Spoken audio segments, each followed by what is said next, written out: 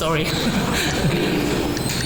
so today I'm going to talk about a nanosyntax reader change in comparison to other talks. A treatment of a negation constraint in Vietnamese using the visualization of origin nanosyntax and why Vietnamese and nanosyntax. So now my native language is Vietnamese, which is part of the Southeast Asian linguistic area, which is home to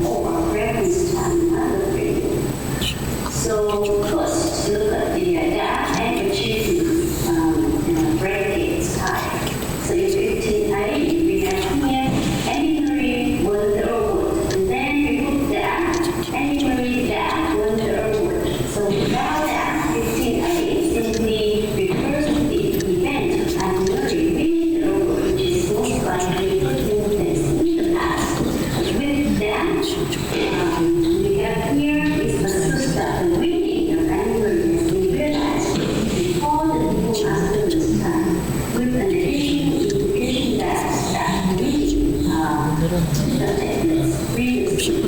here, even that, it doesn't mean cognition. So because the event is punctual, so it is cognitive because of the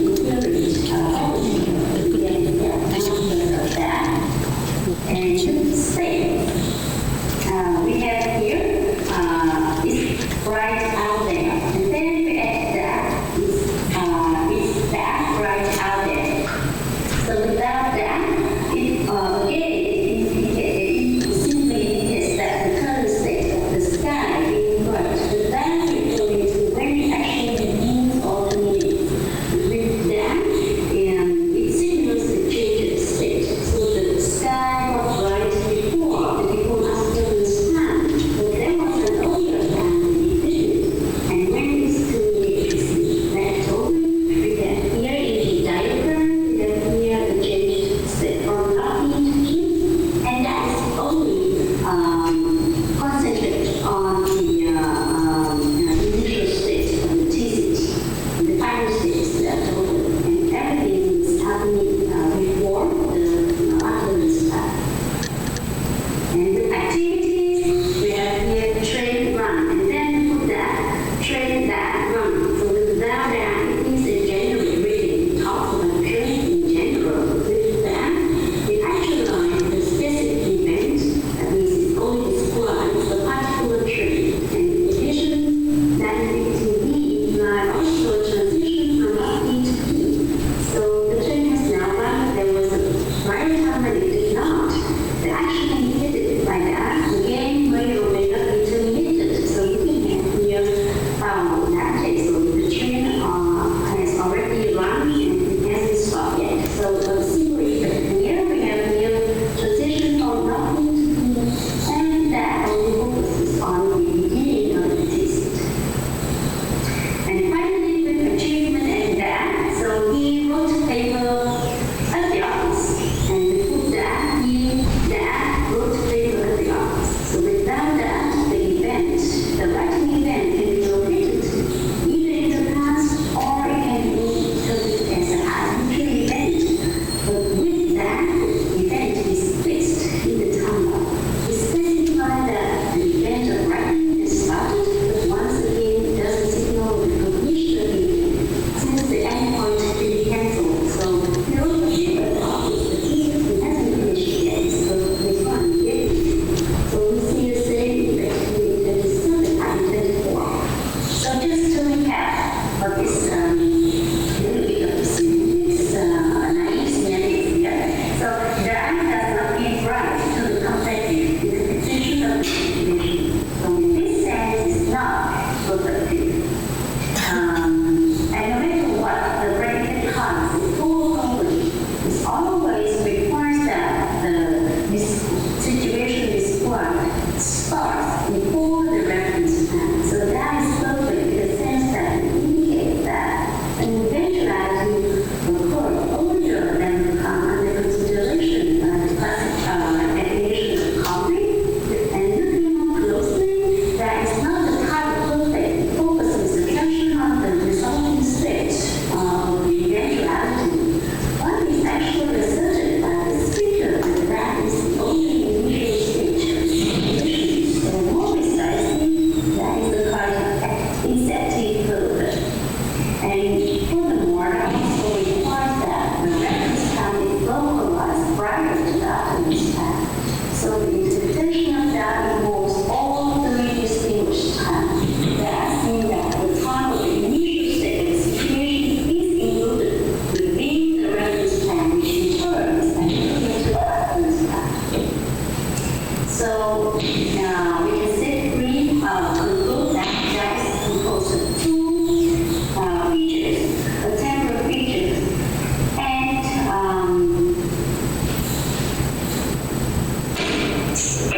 sorry, maybe I should move my microphone. Is it better now? Yeah. I have kids, so they are monkeys.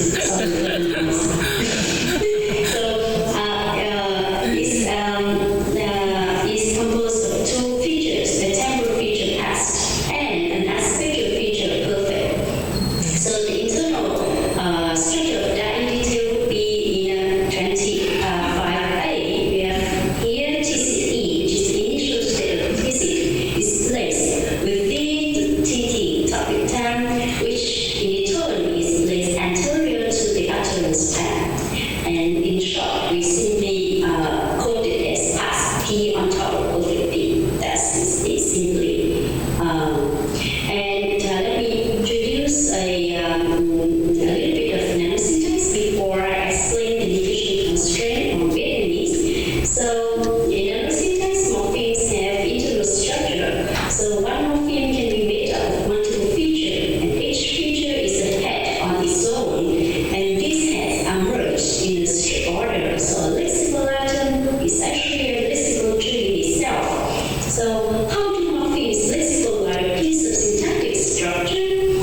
lexicalization of structure here simply meaning matching the lexical tree to the syntactic tree. And syntax built up step by step, and in each step, syntax will look at the lexicon to see if there is a match. So there are three principles that is relevant to my analysis here. This is the revised superset principle. So an L tree can match more than one S tree, and the L tree must be the same style or larger than the S tree or a successful match. And the second one is the LOS principle. When there are more than a single L tree, which can be lexicalized in S tree, there is competition here, and the L tree with the fewest unused feature is chosen, so less is more, so the less the better.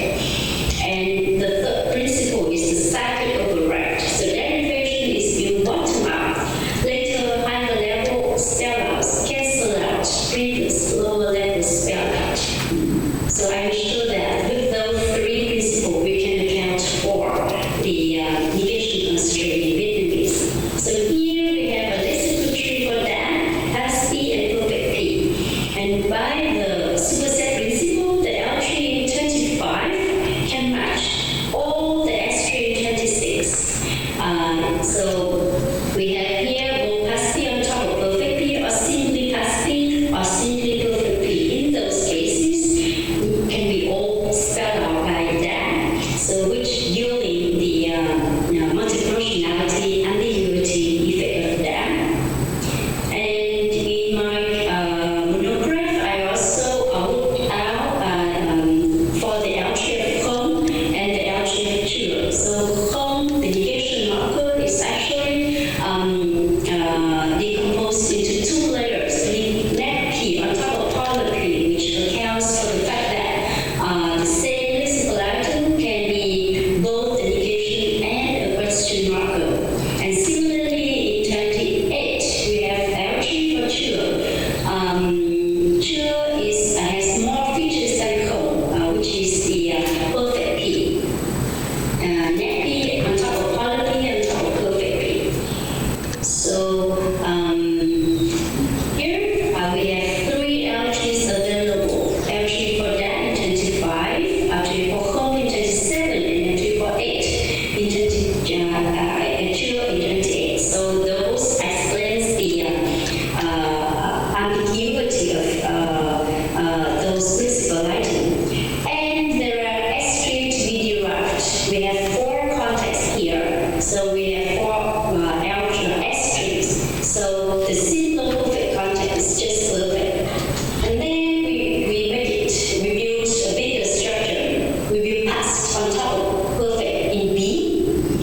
And that's for affirmative context. And moving to the negative context, we first have just polar P, net P, and past P.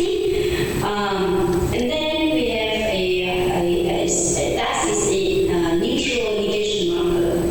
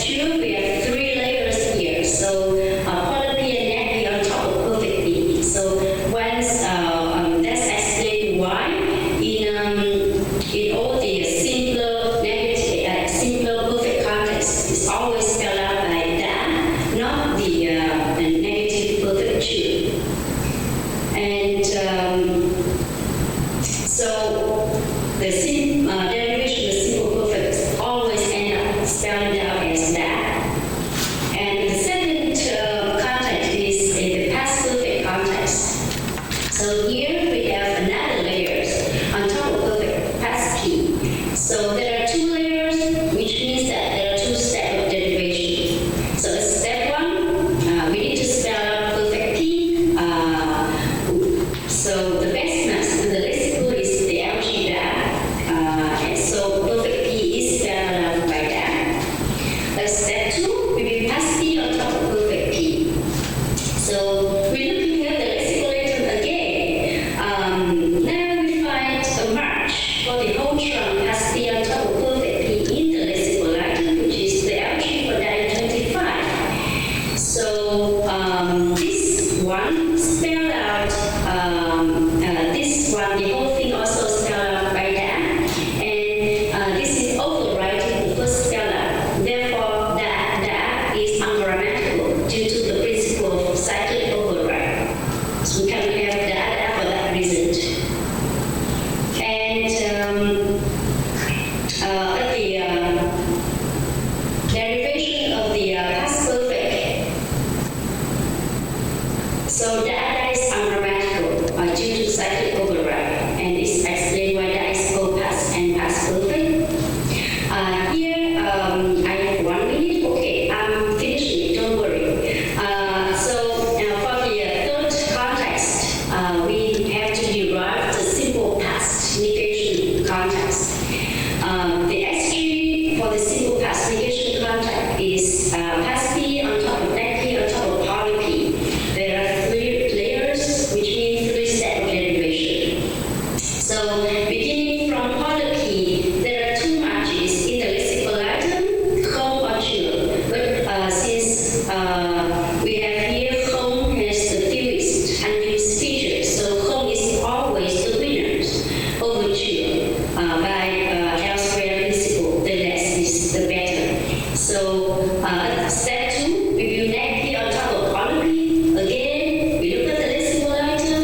We see there's 2 matches in the lexical item for this piece of syntactic structure, both home and children. But again, home has so children is bigger. The letter change is bigger. Therefore, children is never used. So at this step, the whole thing is spelled out by home, and it overrides the first spell out. Therefore, home is ungrammatical. And at step 3, we will pass on top of neck P and on top of poly P. And there is no match in the lexical for this trunk. So we have to, the neck P, poly P spelled out by home, and pass P independently spelled out by that. So for this, we explain why home is ungrammatical, and we end up with the right word order that received home with the right interpretation that is always past. And finally, the last past perfect negative context we have here, 4-step derivation. We have additional perfect here. So we start with step 1, perfect that, which is always, we look at the lexical item, and it's always that is the winner here. And we will build poly P on top of perfect P. We look at the lexical item, and there's 1 match in the LG for children 28. So children is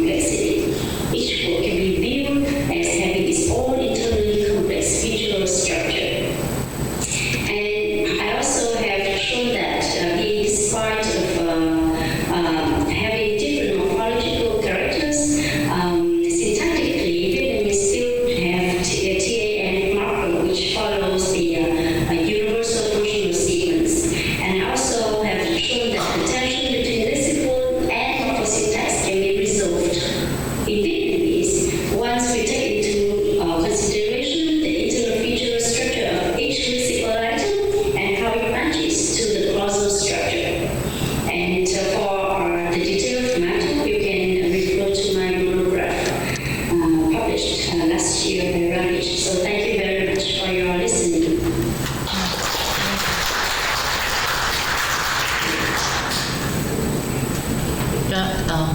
Thank you. Actually, 4 minutes for question and answer session. As you know, 5 minutes will be behind the schedule. And so, please. Hello. I just had a quick question about, so you said that only refers to the inception of the event. You said that early on in your talk that Don, if I'm not mistaken, you said that early on in your talk that Don refers only to the inception of the event. Is that correct? Yes. So I'm curious then about, because in English it's not the same, right? So something like when John ate the apple, Mary left the room, refers to an event in which the point at which John finished eating the apple is when Mary left the room. So then I'm assuming that you don't get the same kinds of interpretations in Vietnamese. Is that true? I'm sorry, I have a difficulty of hearing you clearly. I cannot hear you. Okay. Should I ask the The first part of you want to go that is inceptive, right? Right. But then I lost. Okay, so in English, when you say, when John ate the apple, Mary left the room, that refers to when John finished eating the apple. So it's the end, refers to the end of the event of eating the apple. That's when Mary left the room. So I would assume that that it doesn't have that interpretation in Vietnamese. Is that correct? I saw that when John eats the apple, Mary left the room. Yeah. So the interpretation here is the apple is finished, right? It's totally eaten up. Yeah, but crucially, Mary didn't leave the room until John finished eating the apple. That's the crucial part. So when John ate the apple, refers to the end of the event. So if you use this with Don in Vietnamese, I would assume that you'd get a totally different interpretation, if it's even grammatical. Yeah, I mean, in Vietnamese, the different, or at least my intuition right now is that this is different from English. So I don't have the intuition that the apple is totally eaten up by the time Mary left the room. So, but I have one question for you. How about when John eat that apple, Mary left the room? When John ate. With that. Okay. Is there a difference in English? When John eats that apple, no, there's no difference. It's still, it has to be, well, for one, it has to be referring to an apple that you were previously talking about, because the apple is now assumably gone. But other than that, it still means, so when John ate that apple that we were talking about, it means only after John finished eating that apple, then Mary left the room. It has to be after the completion of the event of eating the apple. Yeah, so the reason why I ask is that if I put demonstrative in Vietnamese, it is finished, it is eaten up, but without demonstrative, the so-called completion is left open. Okay, that's surprising. Okay, thanks. Then I'll ask you. Yeah, in the best state of my mind. Okay. But Yeah. I understand. that's my response. I'm done with that. But thank you for your questions. Very interesting. Okay, thank you. Yeah, thank you again for your presentation. And it's our first time to cover an online presentation. So we have a difficulty in dealing with this system. So may I ask the last presenter a favor? Yeah.